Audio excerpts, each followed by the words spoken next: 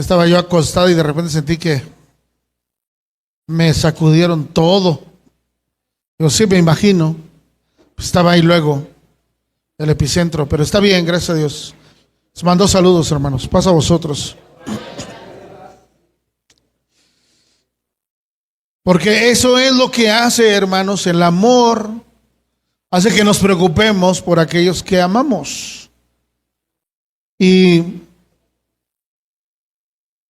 hoy vamos a hablar, hermanos, en esta tarde acerca de este mensaje que se titula Los amé tanto que me hice como uno de ustedes. Nosotros sabemos, hermanos, que ese evangelio de Juan fue escrito por aquel discípulo amado, que fue el último de los 4 evangelistas, hermanos, que escribió su relato. El último de los 4. Y como ya los primeros habían hecho, hermanos, un trabajo muy bueno, por cierto, de lo que tenía que ver con el ministerio de Jesús, su naturaleza, su desarrollo, su crecimiento, de manera incluso cronológica. Lo que hace Juan, hermanos, es irse hasta el origen mismo de todas las cosas y todavía más atrás, de una manera, hermanos, sumamente espiritual. ¿Por qué? Porque Juan decidió, hermanos, presentarnos a Jesús desde el punto de vista divino. Y eso es muy importante, hermanos, porque a finales del siglo I ya comenzaban a circular muchas herejías. ¿Sabe? La iglesia nunca ha estado exenta de las falsas enseñanzas. De hecho, siempre hemos estado como iglesia asediados, hermanos, por falsos maestros. Recuerdo al apóstol Pablo allá en el libro de los Hechos, llamando a todos de la zona de Éfeso, hermanos, diciendo: cuiden por favor el rebaño sobre el cual Dios les ha puesto como obispos, pastores. Cuídenlo, por favor. Porque yo sé que después de mi partida surgirán lobos rapaces que no perdonarán el rebaño. Y no solamente vendrán de afuera, dice Pablo, sino que de dentro mismo del cuerpo van a surgir este tipo de falsos maestros. Y en ese momento, hermanos, estaba justamente la herejía del gnosticismo y el docetismo. Y este movimiento herético, hermanos, antibíblico, tuvo su máximo desarrollo en el siglo número 2. Y esa doctrina afirmaba que el Señor Jesús solo fue una mera apariencia y que por lo tanto no fue verdad, hermanos, su muerte expiatoria. Pero si hay algo que la Biblia, hermanos, confirma, es que Jesús fue 100% hombre y al mismo tiempo 100% Dios. Dice el verso 14, hermanos, que me hicieron favor de leer conmigo. Y aquel verbo fue hecho carne.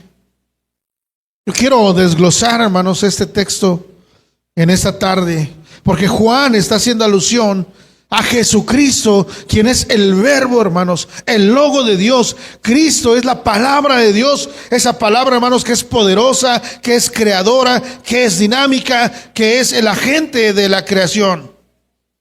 Una palabra guiadora, directora, controladora, hermanos, que pone en orden todo el universo y la mente humana.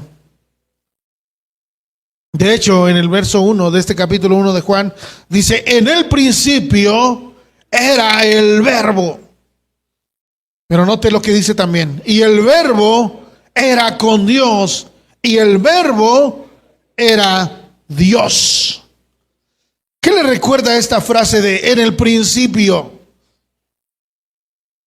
¿No lo puede conectar allá con Génesis 1:1, verdad? En el principio creó Dios los cielos y la tierra. Pero Juan, hermanos, se transporta por el Espíritu a un tiempo todavía mucho más atrás y dice: en el principio, en ese momento en que Dios hizo la creación, hermanos, el verbo ya existía. De tal manera que cuando nosotros leemos Génesis 1:1, y en el principio creó Dios los cielos y la tierra, ya desde mucho antes Juan está diciendo, no, en el principio era el verbo, y el verbo era con Dios, y el verbo era Dios. Y dice el verso 2, este era en el principio con Dios. ¿Qué nos está revelando Juan entonces, hermanos? Que Jesucristo existe desde antes de la creación. Muchos grupos, entre ellos uno muy famoso de la Watchtower, dice que Jesús es un ser creado, que pertenece a la creación. Y eso no es así, hermanos, porque la Biblia dice que Jesucristo fue engendrado. Engendrado y no creado. Engendrado quiere decir que proviene de la misma naturaleza del Padre. Comparte toda la esencia de su Padre. Por lo tanto, hermanos, en la eternidad el Padre coexistía ya con Jesús, el Hijo. El verbo entonces no es parte de la creación, porque cuando todo empezó, el verbo ya era. Cuando todo inició en la creación, el verbo, hermanos, ya existía. Qué importante es que nosotros tengamos, hermanos, este conocimiento que el apóstol Juan nos está dando. Insisto, él está combatiendo esta herejía que negaba la eternidad de Jesús. De hecho, en su carta a los Colosenses, Pablo va a decir que Jesucristo, hermanos, es la imagen del Dios invisible. Él es la imagen del Dios invisible. El primero, el principal de toda la creación. De hecho, a Él le debemos la creación, porque todo fue hecho por Él y para Él, hermanos. Pero el hecho de que el verbo, de que Jesús se hizo carne, muestra, hermanos, que Jesucristo era el Dios hombre. Jesús no fue simplemente un hombre. ¿Sabe que algo que les costó mucho trabajo a los griegos era creer que Jesús fuera divino? Porque ellos no podían comprender que siendo divino hubiera renunciado a la divinidad para hacerse humano, siendo que ellos, hermanos, tenían un menosprecio por el cuerpo humano. Porque ellos decían que lo que importaba era el espíritu, que el cuerpo no valía la pena, no había que invertirle al cuerpo, porque el cuerpo era hasta cierto punto una prisión del espíritu. Pero la Biblia dice, hermanos, que el cuerpo es el templo de Dios. Y el que Dios pudiera asumir un cuerpo era algo que a un griego no se le podía ocurrir, ni en sueños. Algunos han tratado, hermanos, de encontrar explicaciones humanas, porque para ellos el concepto de que Dios mismo se hiciera hombre es demasiado difícil de aceptar. Por eso prefieren creer que Jesús fue una mera ilusión, como si hubiera sido una especie de fantasma o una aparición. Pero la Biblia dice claramente, hermanos, que aquel verbo fue hecho carne. Tomó un cuerpo como cualquiera de nosotros, hermanos. Con los impulsos, las inclinaciones, el potencial, los anhelos, hermanos, que cada uno de nosotros comparte, excepto una cosa: el pecado. El pecado, hermanos. Jesús fue completamente hombre y no solamente se disfrazó de hombre. Pero quiero que piensen esto, que Jesús, hermanos, pudiera y estuviera dispuesto a llegar a ser una persona humana y entrar, hermanos, en esta vida en que nosotros vivimos, que la eternidad pudiera aparecer en el tiempo, que el Creador, hermanos, pudiera aparecer en la creación, de tal manera que fuera una presencia real ante nuestros ojos, hermanos. Es realmente, pudiéramos decir, una alucinación. Es algo definitivamente, hermanos, extraordinario. Simplemente no hay forma de comprender que el Dios creador de todas las cosas se hiciera como uno de nosotros, hermanos. Piense en ese suceso tan extraordinario. Jesús era realmente un hombre. En primera de Juan capítulo 4, versículo número 2, Juan dice: en esto se conoce el Espíritu de Dios. Fíjese qué importancia le da Juan al hecho de que Jesús era realmente Dios y al mismo tiempo realmente hombre. Dice así, primera de Juan 4:2, en esto se conoce el Espíritu de Dios. Todo espíritu que confiesa que Jesucristo ha venido en carne es de Dios. Y todo espíritu que no confiesa a Jesús no es de Dios. Más bien, este es el espíritu del anticristo. Es que, hermanos, las personas en ese tiempo se resistían a reconocer que Jesús era total y realmente humano. El autor Max Lucado, de quien tomamos referencia para esta serie, hermanos, el pastor Max Lucado escribe en su libro Él escogió los clavos lo siguiente: cuando Dios entró en el tiempo y llegó a ser un ser humano, el que era infinito llegó a ser finito. Quedó preso en la carne, restringido por músculos y párpados con tendencia al cansancio. Por más de 3 décadas, su una vez alcance ilimitado se vio restringido al largo del brazo y su velocidad al paso del pie de un hombre. ¿Qué significa, hermanos, que el Verbo se haya hecho carne? Significa, entre otras cosas, que Él comprende a fondo todo lo que usted y yo sentimos. Fíjate bien esto. Él comprende a fondo todo lo que nosotros experimentamos, porque, hermanos, Él no es ajeno a nuestros sufrimientos ni a nuestras tentaciones, porque la Biblia dice: Él fue tentado en todo como nosotros. No tenemos, hermanos, un Salvador que nos mira de lejos y que nos dice: échale ganas. No, hermanos. Tenemos un Salvador que se metió en el lodo, que se metió en el fango para sacarnos de ese lugar.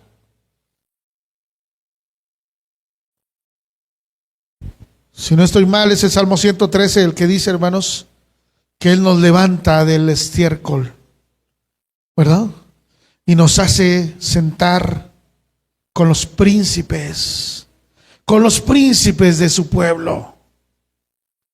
Hermanos, Jesús estuvo dispuesto a dejar su trono de gloria para venir, hermanos, y hacerse hombre, darnos la mano y llevarnos a una vida distinta. Él compartió nuestra vida. Él experimentó, hermanos, la vida humana con todo lo que eso implica. Él comparte, hermanos, Él comparte nuestra humanidad. Y por eso Él puede levantarnos para que vivamos no solamente en un futuro, sino ya en este momento, hermanos. Porque nos comparte la vida que Él comparte con su Padre. Y Él vino, hermanos, para que nosotros pudiéramos vivir en estos cuerpos en los que nos encontramos. Hebreos capítulo 2.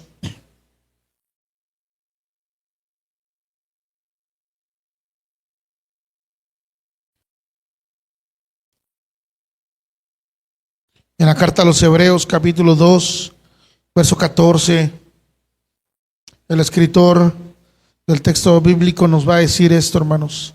Así que, por cuanto los hijos participaron de carne y sangre, Él también participó de lo mismo, para destruir, hermanos, por medio de la muerte, al que tenía el imperio de la muerte, esto es, al diablo. Porque era necesario que Jesús se hiciera humano, hermanos. Bueno, aquí el escritor nos está diciendo, porque Jesús tenía que vivir y Jesús, hermanos, también tenía que morir. Jesús tenía que morir. Él vino a morir. Ese fue su propósito, hermanos, morir en la cruz del Calvario. Y Él nos amó tanto que estuvo dispuesto a hacerse como uno de nosotros. El que tenía el imperio de la muerte, dice el escritor, hermanos, el diablo. Porque sabemos, dice Pablo a los romanos, ¿verdad? La paga del pecado es la muerte. Y la muerte pasó a todos los hombres por cuanto todos pecaron. Pero quiero decirte algo. La muerte no pudo retener a Cristo. No, hermanos, cuando Pedro se levanta ahí en el día de Pentecostés y comienza a dar, hermanos, testimonio de la obra sobrenatural de Jesucristo, dice que ciertamente David vio corrupción, pero el cuerpo de Cristo no pudo ser corrompido por la muerte. Y agrega algo, la muerte no lo pudo detener. No lo pudo detener, hermanos. Como si hubiera habido un combate de proporciones cataclísmicas, hermanos, entre el poder de la muerte tratando de someter al Hijo de Dios, pero el Hijo de Dios, hermanos, obrando el poder del Padre en él, levantándose del sepulcro, hermanos. Y dice así: y con ello, verso 15, librar a todos los que por el temor de la muerte estaban durante toda la vida sujetos a servidumbre. ¿A cuántos les da miedo morir, hermanos? El domingo anterior di un curso sobre duelo y les preguntaba yo a la iglesia en aquel lugar, ¿a cuántos les da miedo morir? Y en ese momento dice, no, pues a mí no, a mí no, a mí no. Pero una hermanita dice, a mí no me da miedo morir, lo que me da miedo es la forma. Eso sí me da miedo. Y entonces yo le pregunté, ¿cómo le gustaría morir? Y me dice, como la muerte de los justos. Y le dije, que la decapitaran. Que la apedrearan entonces. Que la cortaran con una sierra por la mitad.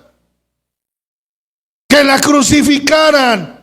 Dice, no, esa era la muerte de los justos. Que la devoraran las fieras. ¿Verdad? No, ella tenía la idea de que la muerte de los justos era irse a dormir a su camita y ya no despertar.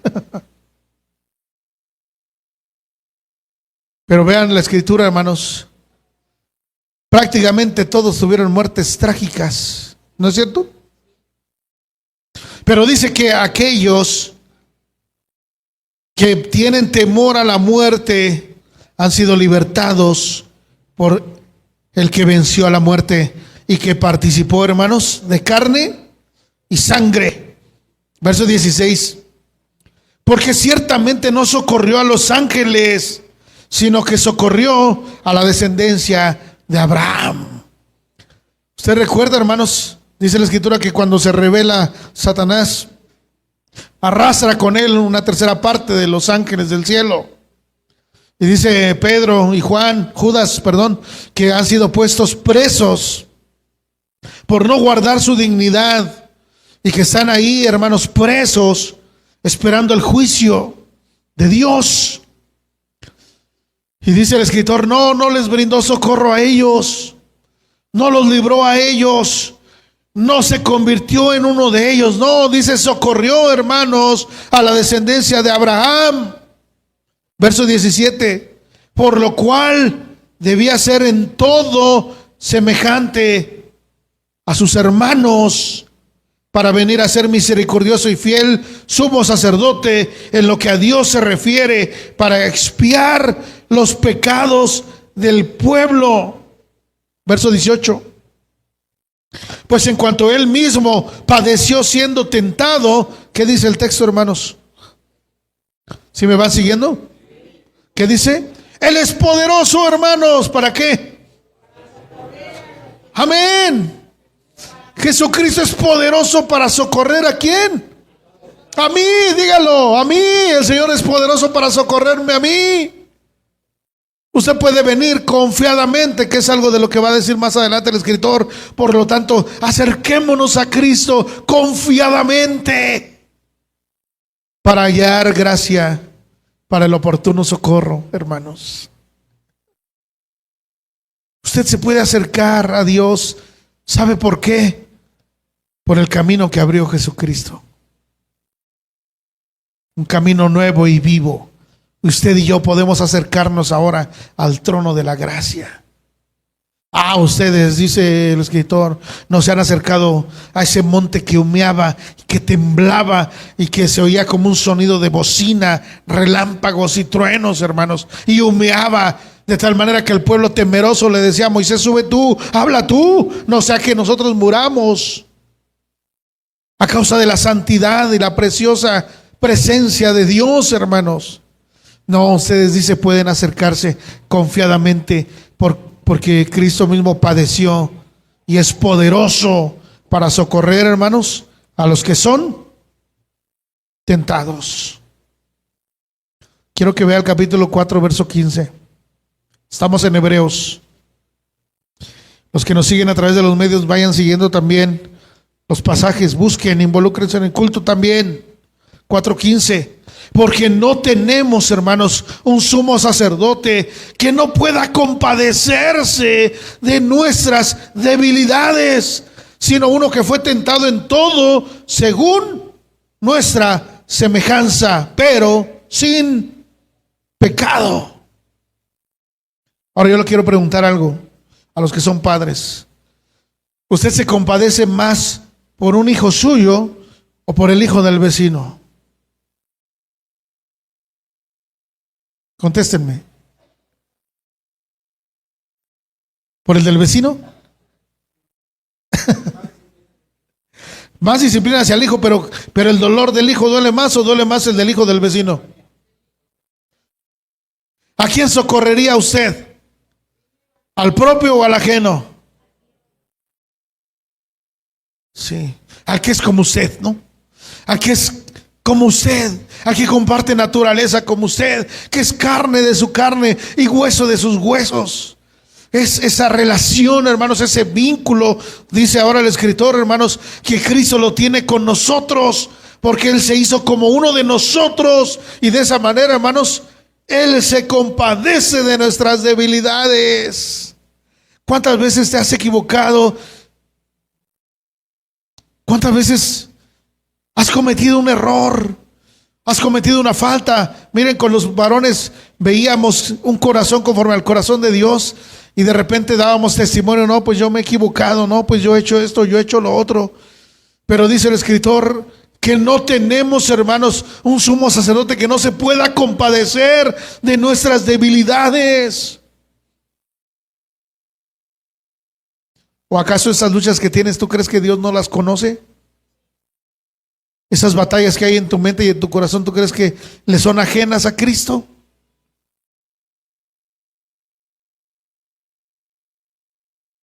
Pero ¿sabes qué pasa? Tristemente, se nos olvida que Él nos amó tanto que se hizo como uno de nosotros. Y entonces decimos: no le voy a decir esto porque Él se va a decepcionar de mí. Él ya lo sabe. Y ahora, ¿cómo lo voy a ver a la cara? ¿Cómo le voy a ver al rostro si yo le fallé? Es que Él ya lo sabe. Es que Él ya lo sabe. Y Él se compadece de nosotros en nuestras debilidades, porque Él fue tentado en todo también. Y por eso dice el verso 16, hermanos: acerquémonos pues, ¿cómo?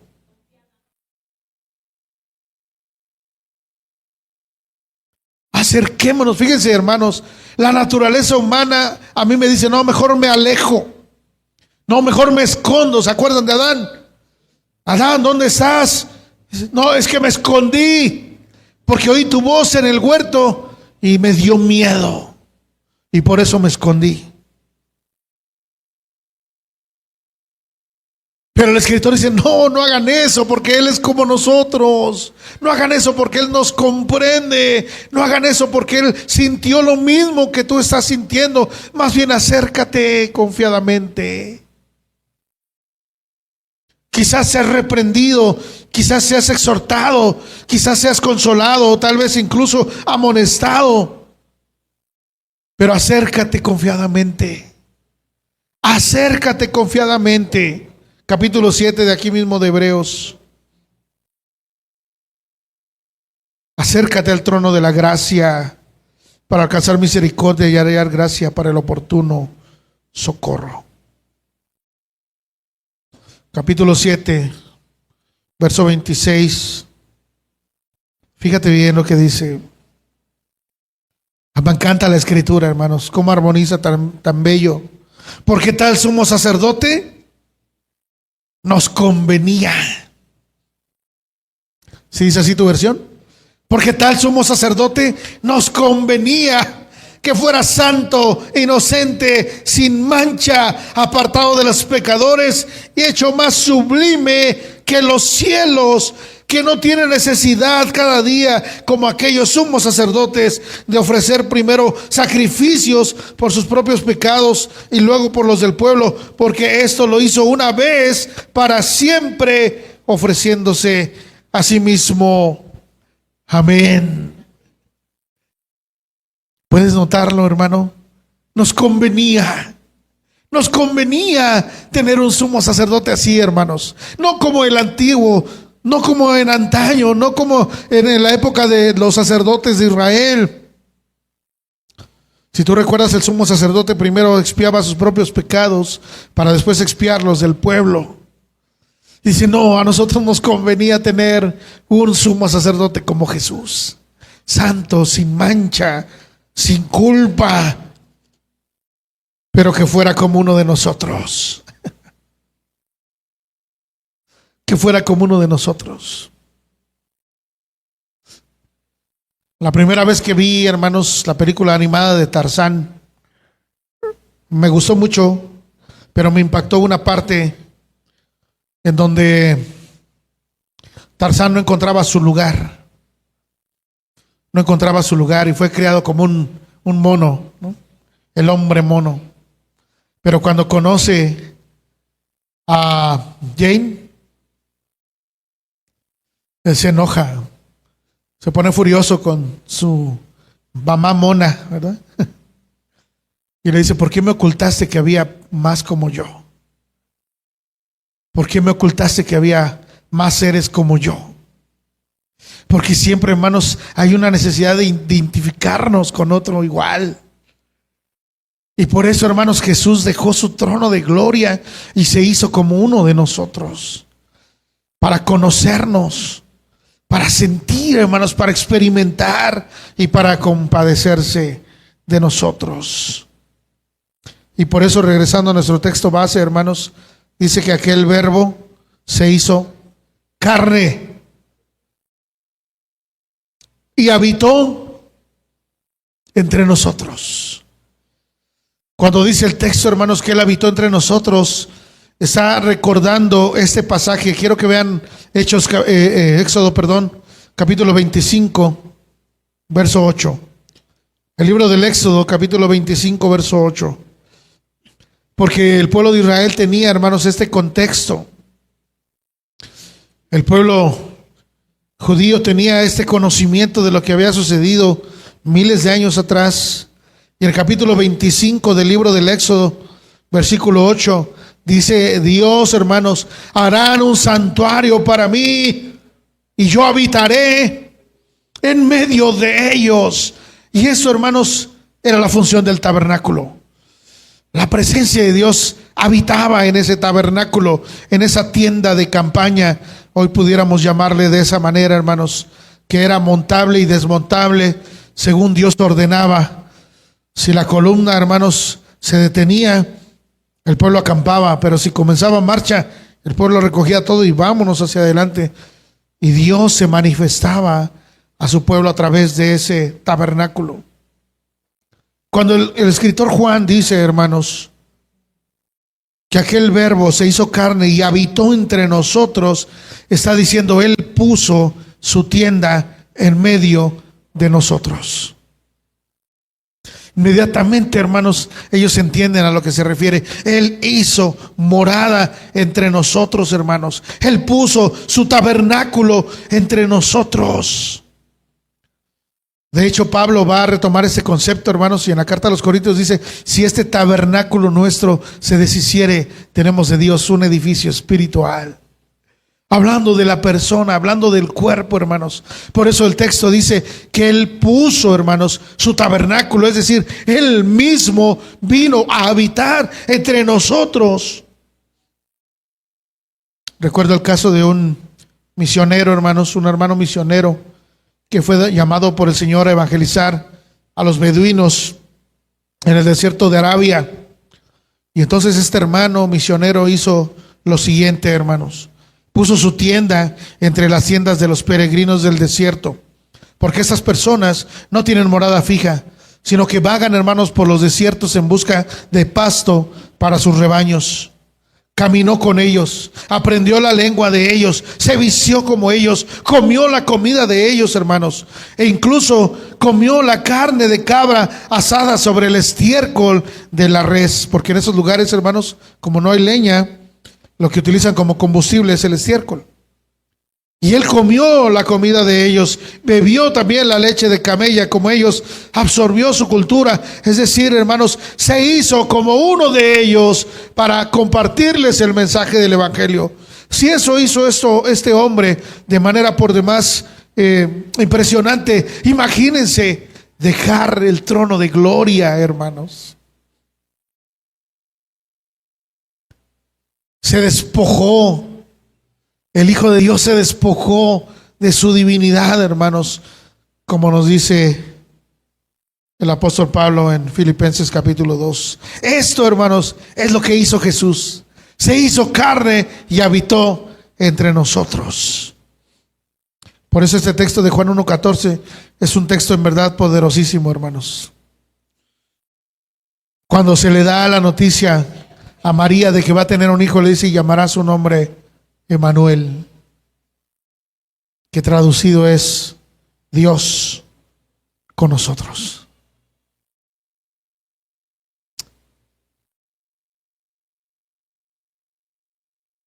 El Hijo de Dios se hizo hombre.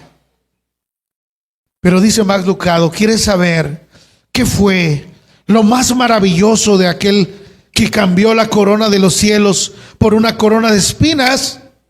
Que lo hizo por ti. Sí, lo hizo por ti. Y por eso damos gloria y honra a Dios por Jesucristo. Porque Él nos amó tanto que se hizo, hermanos, como uno de nosotros. Y mírelo, lo que sigue escribiendo el escritor. Y vimos su gloria. Gloria como del unigénito del Padre, lleno de gracia y lleno de verdad. No era una ilusión, no era un cuento, no era una fábula, era real. Nosotros lo vimos. Nosotros estuvimos ahí. Nosotros fuimos testigos presenciales de esto. No es un invento, no es una suposición, no es un cuento, no es una farsa. Realmente nosotros vimos a Cristo, vimos al Hijo de Dios en carne. Lo vimos, hermanos, con su gloria, lleno de gracia y lleno de verdad. Ahora vayan a la primera carta de Juan.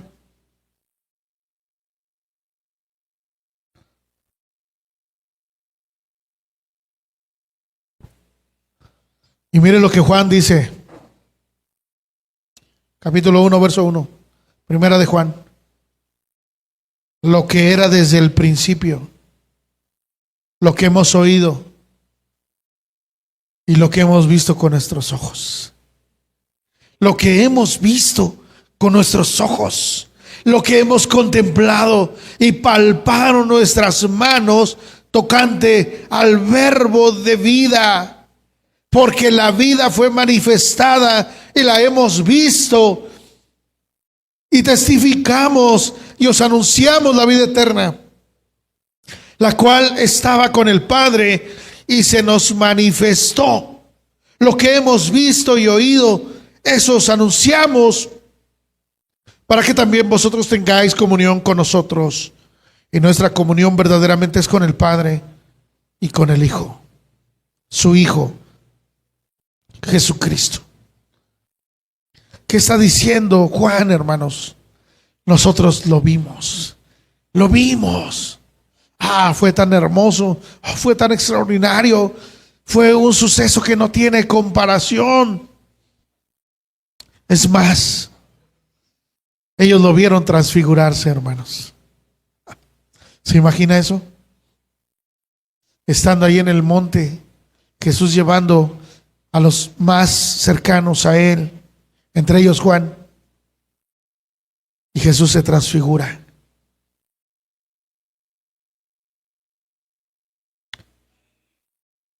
Lo que eso ha de haber sido para ellos, hermanos. De tal manera que dijeron, ¿por qué no nos quedamos aquí? ¿Por qué no nos quedamos aquí? ¿Por qué no hacemos 3 enramadas? Una para Elías, otra para Moisés y otra para ti. Nos quedamos aquí. Porque esto que vivimos es tan sublime. Porque Jesucristo, hermanos, vino a revelarnos al Padre en su encarnación.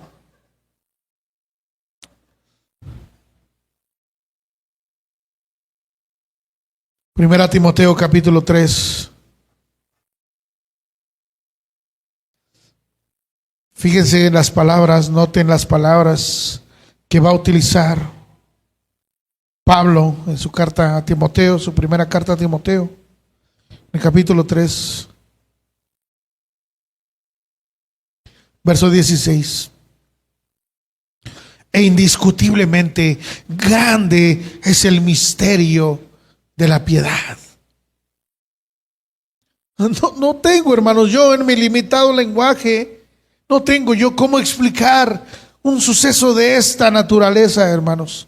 Que el Dios glorioso haya venido a hacerse como uno de nosotros. No tengo yo manera, hermanos, de explicarlo. Pero dice, es un misterio porque Dios fue manifestado en carne, justificado en el Espíritu, visto de los ángeles, predicado a los gentiles, creído en el mundo y recibido arriba en gloria. Amén. Es un misterio, hermanos. No hay forma de explicarlo si no es a través de la fe. Porque por fe andamos, dice Pablo, y no por vista. Y el Hijo de Dios, lleno de gracia. Ay, hermanos. Lo que ha de haber sido la mirada de Jesús. ¿Se acuerdan aquel joven rico? Maestro, ¿qué haré para heredar la vida eterna? Me gusta cómo lo relata el Evangelio. Y mirándole Jesús, le amó. Lo que ha de haber sido la mirada de gracia de Jesús. En otra ocasión, caminando ahí en el pueblo de Naín, llevaban a un niño en su féretro. No un féretro como el que vemos hoy, una caja cerrada. Era una especie como de cajón abierto nada más. Y ahí el cuerpo. Y va la procesión. Y va la mujer, hermanos, que ha perdido a su hijo, llorando. Y Jesús resucita al muchacho y le dice, he ahí tu hijo. Lo que ha de haber sido la gracia, hermanos, operando de Jesús en medio de nosotros. En otra ocasión le llevaron a una mujer. ¿Qué haremos con ella? La encontramos en el acto mismo de adulterio. ¿Qué vamos a hacerle? La ley nos dice que hay que matarla a pedradas. La mirada de Jesús, lo que hace Jesús, pues el que esté libre de pecado, que arroje la primera piedra. Y se comenzaron a ir ancianos y jóvenes. Jesús levanta la mirada y dice, mujer, ¿dónde están los que te acusaban? Y dice ella, ninguno ha quedado. Jesús le dice, ni yo te condeno. El que tenía todo el poder, hermanos, el que tenía toda la autoridad, ni yo te condeno. Vete y no peques más. La mirada que intercambia con Pedro después de que éste lo negó por tercera vez. Esa escena creo que de toda la película de Mel Gibson, de la Pasión de Cristo, esa escena es la que más me marcó. Cuando Jesús está preso y lo van llevando, hermanos, y voltea a ver a Pedro. Qué mirada, hermanos, logró el cineasta ahí, de verdad. Qué mirada. Una mirada no de condena, no de reproche. Una mirada de compasión, hermanos. Una mirada de gracia. Lo que ha de haber sentido esa mujer que escurridizamente, hermanos, se metió entre la multitud, porque decía ella para sí: si tan solo tocare el borde de su manto, seré sana. Y Jesús, hermanos, en medio de tanto apretujón, de tanta gente, dice: alguien me tocó. Oh, lo que ha de haber sido, lo que ha de haber sentido esa mujer. Me descubrió. ¿Cómo es posible? Maestro, todos te están tocando, todos te están apretujando. ¿Cómo dices quién te tocó? Es como viajar en el metro en hora pico. ¿Cómo dices quién te tocó? Y dice: no, es que alguien me tocó, pero me tocó diferente. Alguien me tocó con fe, porque yo sentí, dijo Jesús, poder salió de mí. ¿No nos acaba de decir, hermanos, el escritor de la carta a los Hebreos? Acércate, ¿cómo? Confiadamente, para hallar gracia. Él era la gracia misma en persona, hermanos. La gracia misma en persona.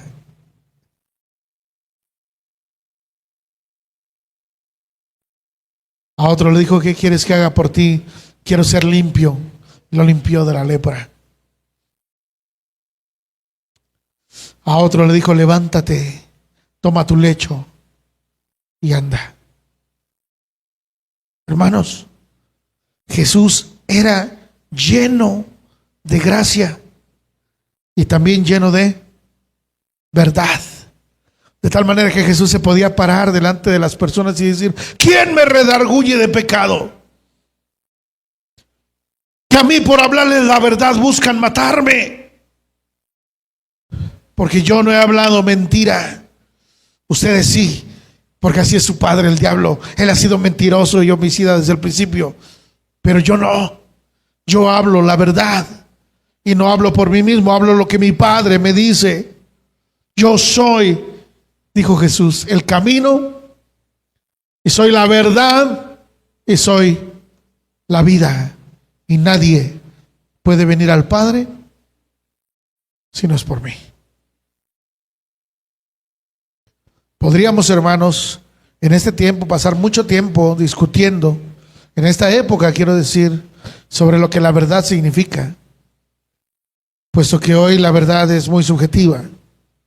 Pero en la Escritura, hermanos, encontramos que Jesucristo mismo era la verdad en persona.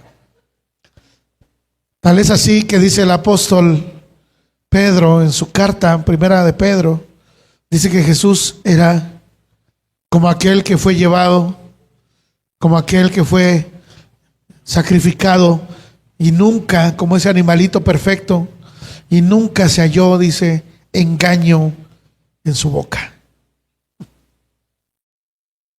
La verdad, hermanos. Jesús es la verdad.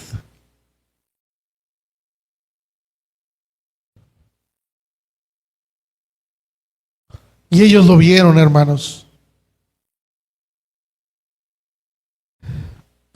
Cuando Felipe le dijo en aquella ocasión: Señor, muéstranos al Padre, y eso nos basta.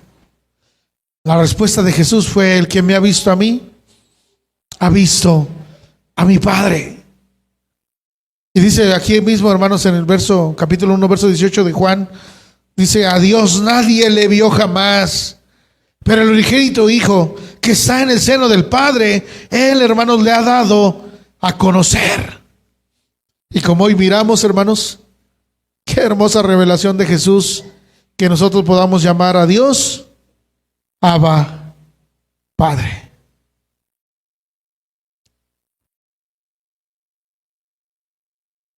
Él era la verdad misma, hermanos. Y también dice que pudieron ver su gloria. Muchos dicen que Jesús no existía hasta antes de encarnarse. Aún hoy lo dicen. Jesús no existía hasta que fue engendrado en el vientre de María. Pero el Señor Jesús, hermanos, en su oración en Juan 17, si buscan conmigo Juan 17, verso 5, dice esto, hermanos.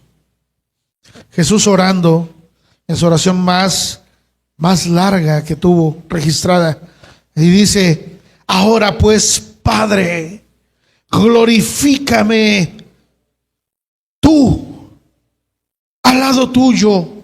Y fíjate bien cómo dice más adelante: con aquella gloria que tuve contigo. ¿Cuándo? Antes que el mundo fuese. La gloria era de Cristo, hermanos, antes que el mundo fuese. Y por eso tiene, hermanos, mucha mayor resonancia en todo el cielo y en la tierra el acto de Jesucristo de encarnarse para hacerse como uno de nosotros. Filipenses capítulo 2, verso 5. Haya pues en vosotros este sentir que hubo también en Cristo Jesús, el cual, siendo en forma de Dios, no estimó el ser igual a Dios como cosa que aferrarse, sino que se despojó a sí mismo, tomando forma de siervo, hecho semejante a los hombres, y estando, hermanos, en la condición de hombre, dice el texto, se humilló a sí mismo, haciéndose obediente hasta la muerte, y muerte de cruz. Este mismo autor tiene otros libros. Uno que me gusta mucho se llama Con razón lo llaman el Salvador. Y los ángeles guardaron silencio, tiene también otro libro. Porque dice, hermanos, verso 9, por lo cual Dios también le exaltó hasta lo sumo y le dio un nombre que es sobre todo nombre, para que en el nombre de Jesús, hermanos, se doble toda rodilla de los que están en los cielos y en la tierra y debajo de la tierra, y toda lengua confiese que Jesucristo es el Señor, para gloria de Dios Padre. Amén. Es que lo que hizo Cristo, hermanos, resonó en todo el universo, en todo lo creado. Lo que hizo Jesús, hermanos, y Dios lo exaltó hasta lo sumo. Le dio, hermanos, un nombre sobre todo nombre. Y dice en Hebreos que introduciendo al Hijo al mundo, dijo: adórenle todos los santos, todos los ángeles, adórenle, ríndanle pleitesía a mi Hijo por lo que hizo. ¿Qué tiene que ver eso conmigo entonces? Repito la pregunta. Gálatas capítulo 4. En su carta a los Gálatas, usted sabe que el tiempo en la Biblia tiene dos contextos distintos. Uno es el tiempo cronos, el tiempo que se puede contar, y el tiempo kairos, que es el tiempo donde Dios interviene y que no está sujeto a las leyes físicas.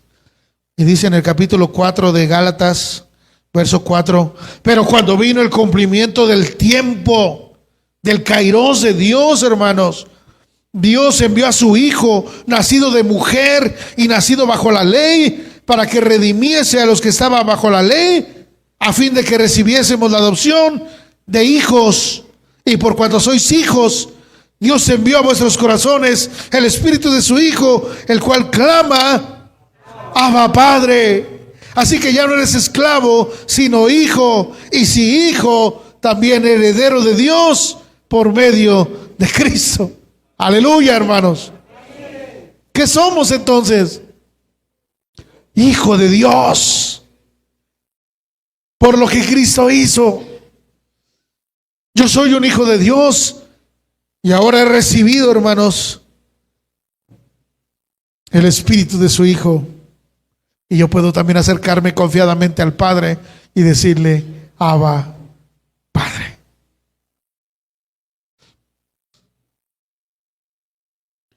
Así es Dios, hermanos, y así es Jesucristo. Jesús, el Rey de la Gloria, se dio a sí mismo, a ti y a mí. La Biblia lo nombra el regalo indescriptible, porque dice Pablo en su carta a los Romanos que no escatimó Dios en darnos a su propio Hijo. Esta serie inició con el mensaje de nuestro hermano Mauricio la semana anterior. Un regalo, ¿verdad? Único, inigualable. Ese regalo es Jesucristo mismo, dado a la humanidad, hermanos. El Verbo se hizo carne por ti, se hizo carne por mí. Ahora yo te pregunto, ¿lo has recibido en tu corazón? Gloria a Dios. Si tú has recibido ese regalo en tu corazón, gloria a Dios. Esperando no seas de aquellos que dicen: por poco y me persuades a ser un cristiano. Porque dice Juan también que a los que le recibieron, hermanos, los que creen en su nombre, Dios les dio potestad de ser hechos hijos de Dios. Pero también dice que a los suyos vino y los suyos no le conocieron. Quiero concluir, hermanos. Cuenta una leyenda que hace mucho tiempo vivió en Persia un rey muy sabio. Él solía disfrazarse de persona común y salir a compartir la vida de sus súbditos. En cierta ocasión visitó a un mendigo que vivía en un sótano frío. Compartió con el mendigo la comida sencilla y humilde que el mendigo comía y le habló palabras de ánimo y consuelo. Tiempo después, regresó a visitar al mendigo, pero esta vez le reveló que él era el rey. Esperaba que el mendigo le pidiera algún favor, pues era la respuesta usual de los pocos a quienes el rey se revelaba. Pero el mendigo le sorprendió. El mendigo le dijo: usted dejó su palacio y su riqueza para venir a visitarme en este lugar tan triste. Compartió mi comida sencilla, me trajo alegría al corazón. A otros usted ha dado grandiosos regalos, pero a mí me ha dado el mejor de todos, el regalo de usted mismo. El Señor Jesús, hermanos, se humanó, como dice Gálatas, para hacer posible la redención de todo ser humano que le acepta y cree en Él. Como alguien escribió, hermanos, el Hijo de Dios se hizo hombre para que el hombre llegara a ser hijo de Dios. A Él sea la gloria por los siglos de los siglos. Amén.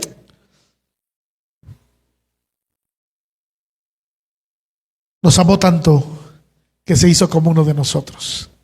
Aleluya. Gloria a Dios, hermanos.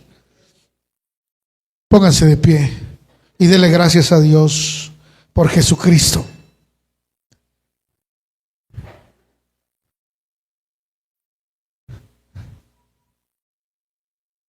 Dele gracias a Dios porque Él le amó tanto. Jesucristo le amó tanto que se hizo como uno de nosotros. Y no se avergüenza de llamarnos hermanos. Hemos caminado casi un año, hermanos, y el Señor sigue extendiendo gracia y misericordia a nuestra vida, a pesar de todo. Podemos hasta el día de hoy todavía venir y acercarnos confiadamente al trono de la gracia. Acérquese confiadamente. Si tiene alguna petición especial, alguna gratitud, por favor compártala Nuestro pastor Ricardo nos va a hacer favor de recogerla. Si hubiera alguna, hermanos.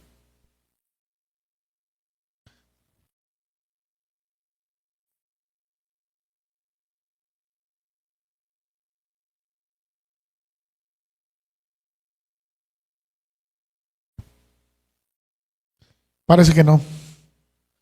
Bueno, en la parte de la mañana tuvimos esta oportunidad también de poner algunas gratitudes y algunas peticiones. Pero yo quiero darte unos momentos para que tú pongas estas peticiones en tu corazón que tienes. Si tienes alguna carga, si tienes alguna necesidad, alguna tristeza, algún dolor, acércate confiadamente al trono de la gracia. Cree, hermano, cree, hermana mía, cree esta promesa de parte de Dios. Tú puedes acercarte confiadamente al trono de la gracia, porque te amé tanto, dice Jesús, que me hice como tú, como alguien semejante a ti. Y yo por eso te entiendo, yo por eso te comprendo, yo por eso puedo sentir lo que tú sientes: tristeza, angustia, desolación, alegría, gozo, placer.